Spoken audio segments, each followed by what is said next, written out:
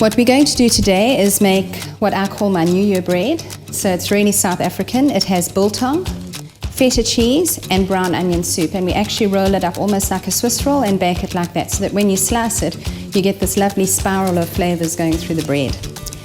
Right, so what we have to do first is mix our yeast. We have 1 10-gram bag of yeast. To that we add a teaspoon of sugar. We add about 125 mils of warm water. I'm going to mix a little bit of milk with my water so that it's half-half, and it just gives you a richer, creamier bread at the end of the day.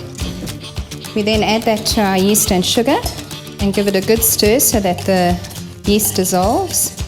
And then on top of that we just sprinkle some flour. I'm going to put it here on the top of my stove because my oven is on at 180, and that will generate some heat and it will start to froth and foam. I need 4 cups of flour. To the flour now we need to add salt and pepper. What we do then is we simply mix this together to make sure we have all the flavouring mixed in. I then need to get ready 125 mils of water mixed with 125 mils of milk. And again, this needs to be nice and warm, but not hot. You can see now that my yeast has gone all frothy, which means that it's now activated and it's ready for me to add to my flour mixture. You make a well in the center of the flour. You then add your yeast mixture. Pour some of your milk and water mixture into your bowl.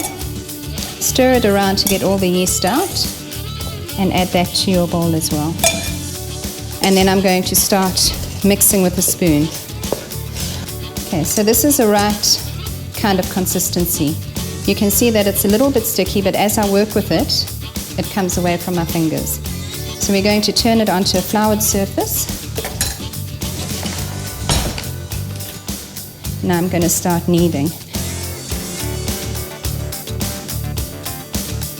My bread dough is looking really well mixed. I'm very happy with the way it's looking. So what we're going to do now is put some oil in our bowl. This just stops the bread dough from sticking to the side.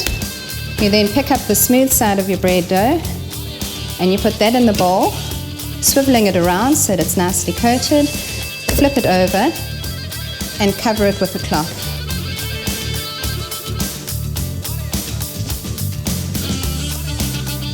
"15 minutes have passed now, so I'm going to have a squiz at my dough, and it's perfect. You can see it's doubled in size. When you press down, it doesn't spring back, which means that it's ready. So we're going to take the dough out of the bowl. You can see how nice and foamy it is. And I'm going to do what we call knocking back, which is basically pushing all the air out of the dough. I'm going to take my dough, divide it in half, and this piece I'm going to press down on my board. Just measure that it will fit into my cake pan, so you can see there it's about the same length.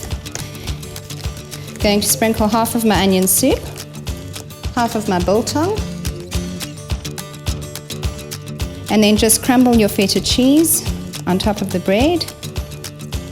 Then from one side we're going to carefully roll it up. So roll it and tuck it using your fingers. Then pick your bread up and pop it in your loaf pan. And what we'll do is quickly do the other one, cover them up and let them double in size, and then we bake them.